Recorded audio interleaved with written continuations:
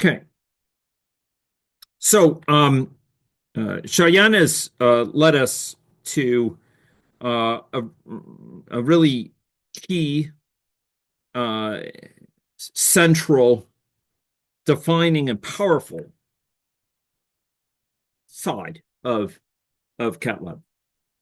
And that involves its use of these C-sets or Capri-sheaves, as they would commonly be called in more traditional category theory terminology. These mappings from schema categories, and you saw a bunch, various types of graphs, for example, or for this database-oriented one with employees and managers and departments, mapping from those on the one hand to set or fin set or skeleton of fin set on the other. And these so-called C-sets are central to the vision, the day-to-day reality, and indeed the power of Catlab. And what they allow us to do is to define objects which are instances of a given schema. So then, like each object here might be a graph. That's an instance of the graph schema, a mapping of the graph schema to FinSet, right? Each, the edge object gets mapped to a set of edges. The V object gets mapped to a set of vertices, and there's a systematic mapping in FinSet from each edge has a function mapping it, because morphisms are in set are functions. So the source morphism in our schema gets mapped into a function that translates from the set of edges. The E object gets translated to a set of edges. The V object gets translated to a set of vertices. And the source morphism in our schema, so our schema category, right? She showed examples, gets mapped to a function, but from the set for edges to the set for vertices, right? And it says for a given edge, what's its associated vertex, right? And the same thing for the target schema. There are, of course, as in any category, each object has identity morphisms, or identity morphism over here. And the structure of a functor guarantees that identities are mapped to identities, and composition, although it's kind of a trivial composition here, is mapped to composition over here. So it honors the structure of this category characterized by composition by making sure that the image of the composition of two morphisms in the source category is the composition of their images mapped over. Okay, now this is true for any C-set. I mean, that's what's so striking about this, right? For any schema category, C, if we have this functor, this structure preserving mapping, honors compositions, honors identity, and it maps over to set or fin set, that provides us with this general structure, which we can then build up into larger structures. So we can have a category of graphs. Each of these, for example, might be a graph as encoded by a C-set. And these morphisms here, we haven't really talked about, and that's what we're going to be talking about now. These are, if each of these is a graph, this is a structure-preserving mapping between graphs. So again, we've been talking about how we encode a given graph, how each of these objects, for example, might be encoded as a functor between the schema category C and the category set. But now we're zooming out, and each of these objects is just a dot. It does represent a graph, but we don't get into the details of that. And we have two dots here, but what we have is a structure-preserving mapping between them. Not any old mapping, not a mapping that scrambles things in some weird way, but a mapping that honors the structure of whatever is represented here. If this is a graph, if it's a graph that's characterized there, as Shoyan's taught us, this will be a structure preserving mapping between graphs. Those a little bit more familiar with category theory will recognize that, well, sorry, if each of these is a functor, it's characterized as a functor, this is a structure preserving mapping between functors, which is called a natural transformation. And so homomorphisms between graphs, if each graph is characterized as a functor from C to set, so this graph is some particular functor from C to set, or the category, the object V maps into the set 1, 2, the object edge maps into 1. That edge has this is its source and that is its target. If we have that and we have another graph, which is encoded as a C set, a structure preserving mapping between them guarantees certain regularity. It guarantees that the structure of the graph is honored, and technically it's a natural transformation. It's a mapping between these functors that honors the structure of those graphs. At a mathematical level, it's a natural transformation, and we could go through the naturality square involved, but it's also a joy to realize that if we have these C sets, let's say a graph, the notion of a structure preserving mapping between them is often very visceral. It's very intuitive. So if we have two graphs here, for example, a natural mapping between them, a structure preserving mapping between them, one of these mappings might, for example, embed this graph in another graph, or it might coarse grain this graph in some way. For example, taking edge 1, 2, or sorry, vertices 1 and 2 here and squeezing them down, compressing them down to both map to edge 3, and this morphism here, excuse me, don't forget what you just heard. This edge here in the graph maps to this edge here within this graph.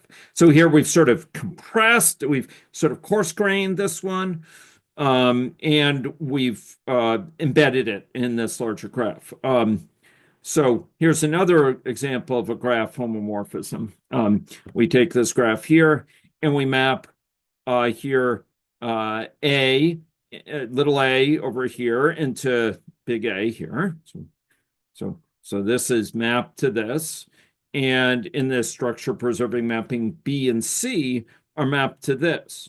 And what that means is, well, A over in this graph, we have structure, right? This red arrow goes from A to C here. And so it follows, because this mapping preserves structure, that it has to go from the image of A, that's capital A, to the image of C, that's capital B, over here.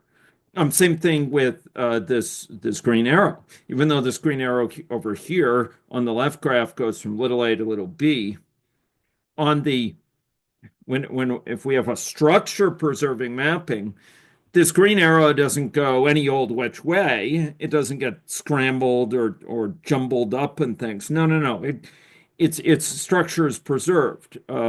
Its connectivity, what it compares. So it goes from capital A, because that's what little a mapped to the thing to which little c mapped to, which is B, right? So it goes there. So this graph may look different in its details, but it's systematically taken this graph, honored its structure while potentially collapsing some things or embedding it in a bigger structure, like here. Not here, but in many cases. So if we have graphs, for example, to pick one type of C set that has a very visual appeal, if we're trying to think about mapping one graph to the other, it has a real intuition to it. It has a real sort of logic to it that's very visceral, and it really makes sense. We map vertices to vertices, vertices in the source to vertices in the target, edges in the source, edges in the target, but those edges where they map to has to go from where the source vertex went to where the target vertex went to, right? So it could be the 1, 2 here goes to 1, 2 here, in which case this 1 has to go to here, or it could be this 1, 2 goes to 2 and 3 respectively, in which case this 1 has to map to 1 over here. Okay. So these mappings, these homomorphisms here, describe different homomorphisms mapping this to this, right? And the power of it is that this can be done for any C set. And any C set affords us our chance to reason about homomorphisms. And Catlab provides us automatic ways of enumerating those homomorphisms, automatic ways of characterizing them. And then it allows us to use that, for example, in computing things like limits and colimits, things like products and coproducts or pullbacks and pushouts, etc. Okay, and so enough with the ideas here. I'd like to take a look at how we use these. So we're going to download from those scripts.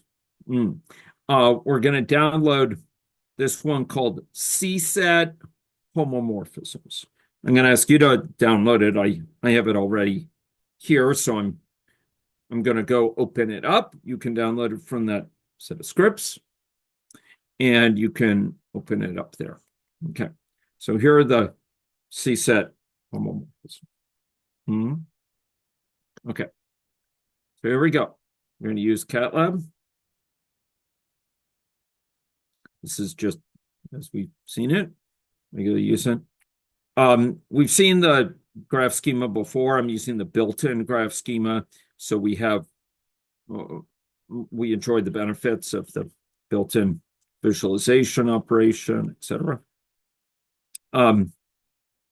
We can define graph instances. You've seen how we could do that. If I have my druthers, I'd probably redo this with AC set colim, but here I've defined one graph in the sort of old school sort of way. Cheyenne has shown the compelling benefits of AC set colim. We can go graph that out. Again, GraphViz knows about, GraphViz knows about how to display graphs. So that was one graph instance. That was one instance of the graph schema, this graph schema, mapping it to set, right? V mapped to a set of 3 elements, E mapped to a set of 3 elements for each of those E's, or specifying what its source is, right? What its target is. You'll recognize this probably, this format, from way back when we were dealing with affin functions, right? It's the same idea. We map the first edge to vertex 1, the second edge to vertex 2, and the third edge to vertex 3. Okay, let's define another graph if we could. Hearing no objections, we're going to graph that out, and we see that's a pretty nifty looking graph, that one. That one it is. Okay, now we're going to go and reason about defining a graph homomorphism. One way to define it, we can define it manually. We can specify for each vertex of graph A, so our source one, this one here. We could specify to which vertex of graph B it goes. And similarly, we can specify for edges whither it goes. Here we go. And so here we're mapping vertex 1, 2, and 3 to vertices 1, 2, 3 respectively. And we're mapping the edges 1 and 2 and 3 here to edges 1, 2, and 3 here. Notice to be natural, those have to agree, right? And we could actually check the naturality constraint, that we haven't done something crazy, which would be unnatural, right? Like map goodness, an edge to an edge that doesn't go from the corresponding vertices, the image of the vertices of the source and target in the source of the source and target of the edge in the first. If we have map one over, if we have map one to, vertex one to vertex one, vertex two to vertex two, and we have mapped N1 to, edge 6, that would have been nonsensical. It wouldn't have honored the structure, right? We can verify the naturality. So in this case, we can ask, hey, look, we did this by hand. Is it natural? Is that a natural transformation? Is it not just any old AC set transformation? Is it a natural one? And it says it most certainly is. Okay, so it guarantees the naturality squares commute. Okay. Okay.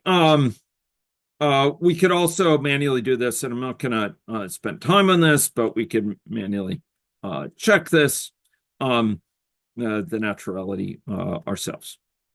Now, what I want to cut to the chase with, though, is we can ask Catlab, our friend, right, to compute possible homomorphisms from this graph to this one. It can list out the homomorphisms. It can compute them. It can enumerate them for us, identify them for us in ways that we could then enjoy the pleasure of their closer acquaintance and make use of them. And you'll notice that it specifies these mappings between these. You notice one is going from a fin set 4 associated with okay, so right here it's going from okay, I'm not going to comment on that.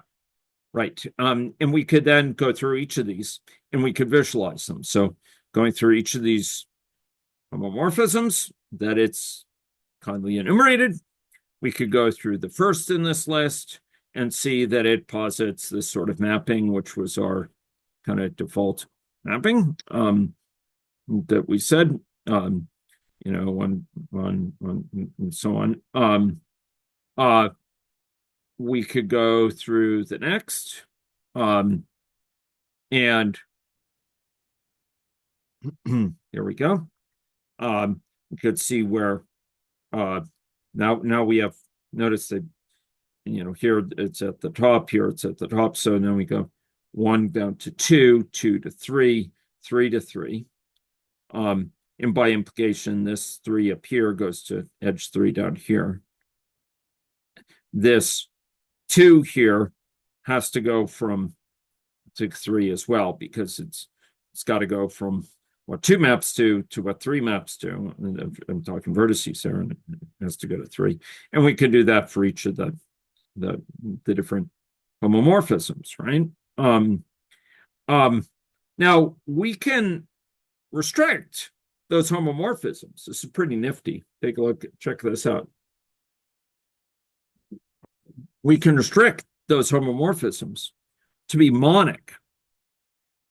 Monic, you recall, means that it's kind of the analog of injective. It doesn't map them onto the same things, right? It doesn't map 2 vertices of GA onto 2 things. It doesn't crush them down. It doesn't coarse grain them, right? In GB. There we go. This gives us a single monic homomorphism. We can only map 1 to 1, 2 to 2 as vertices, and 3 to 3. You might wonder, well, wait a minute, why can't I map like 1 to 2 and 2 to 1? Well, let's take a look, right? If we mapped 2 to 1, we need a way of, if 2 goes to 1 and 1 goes to 2, now we're in a pickle, isn't it? Because we need a way, this arrow here has to map going this way to this way, but there ain't no path here. There's no edge going from 2 to 1 here. So we can't map 1 to 2 and 2 to 1 because that would require an edge here. So you could see there's this logic of it. There's this logic based on the structure. The fact that this has to be a structure preserving mapping really constrains us. And the beautiful thing is that Catlab knows all about this, but it's not because it's custom programmed this logic of homomorphism finding for graphs. No. This is general for any C set.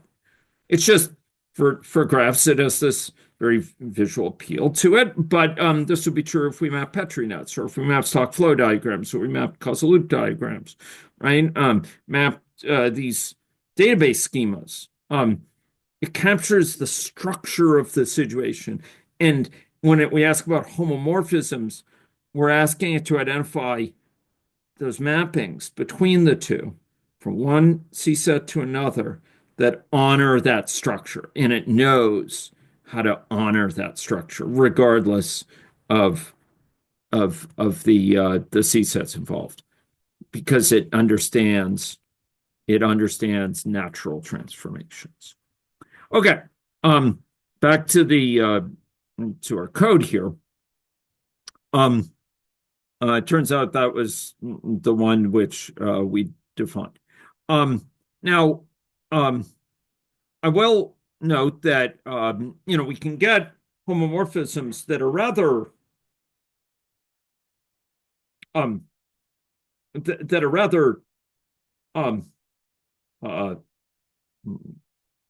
trivial or rather compressive, shall we say. So, for example, we could define a degenerate one, right? Not in the sense that it's morally degenerate. Graphs don't have that option, but it has a single vertex, a single edge, and a single the edge goes from the vertex to the vertex, right? And we could ask, if we wanted to map down this rather fulsome graph to this degenerate one, how would we do it? And we would map, 1 to 1, 2 to 2, 3 to 3.